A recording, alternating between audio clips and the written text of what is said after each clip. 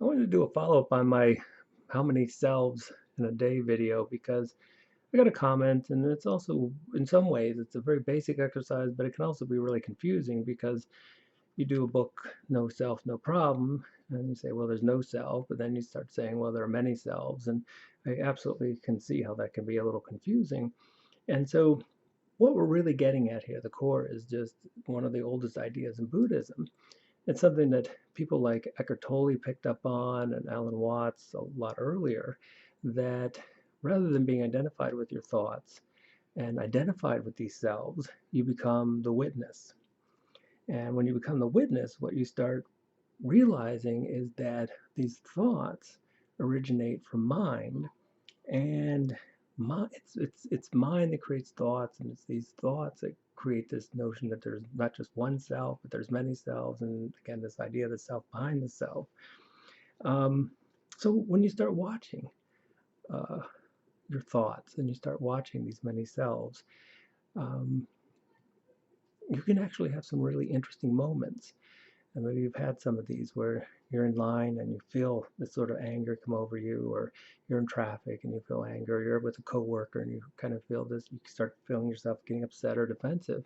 And then you sit back and start becoming a witness to that process. And it's a very interesting kind of dissociative experience. It's really kind of the foundation for much of Buddhism. And the one thing I really didn't talk about before is one of the very first things that happen when you start this process that very few people actually talk about. And it's one of the ways that the mind asserts its control over our lives. And that is when you turn mind down, which is to say, you start becoming the witness to its processing, um, the mind compensates in very interesting ways to kind of crank itself back up and reassert itself. And in some ways, maybe you've experienced this. So maybe someone uh, damaged your ego in some way. So maybe you felt silly and not so smart. And then you could feel yourself saying, well, maybe I'm not that smart, but I've got more money than you. Or maybe I'm in better shape than you. Um, and you can kind of feel how the ego uh, finds ways to kind of come back and establish its superiority.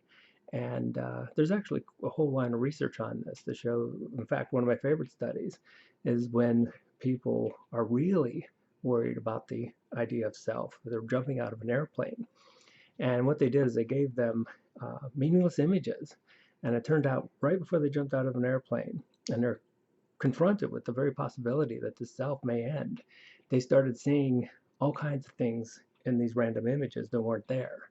In other words, they started um, uh, cranking up that perception process to compensate for the fact that one of those aspects might be shortly uh, may disappear soon.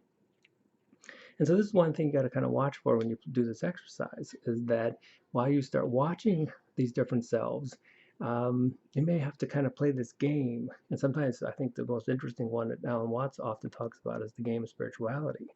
And so maybe you're not smart or have as much money, but you're more spiritual than other people. And that's one that's a great way the mind kind of comes back in and compensates. And you got to watch for that one. And so when you're doing all this, what's the purpose? Why do any of it? Well, in my view, you're really getting at the essence, your true self. You know, it's not a product of the mind. It's not a collection of thoughts or a collection of selves that come and go, or even the idea of a self behind the self. It's associating with something that the best word we have right now is consciousness. This kind of energy, which is just another metaphor. You can almost think about it as electricity. And the thing that's interesting about electricity is you can put it into all kinds of different devices, and of course, it runs that device, it becomes that device, and that's exactly what consciousness does. If you can channel it into the mind, you can channel it into thoughts, you can channel it into selves, and even the idea that there's a self behind the self.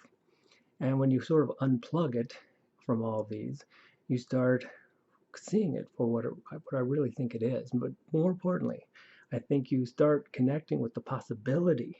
And there's psychologists like William James and other people who have had this realization, or many spiritual people have had this realization, that they are the one that choose their thoughts, and which is kind of like saying you are the electricity and you choose where to spend this energy. And that actually is a very empowering kind of feeling. And it's way beyond the power and delusions of the ego. So I hope that kind of helps a little bit. And I hope people are playing around with this practice. I think it's a very interesting one and a very powerful one.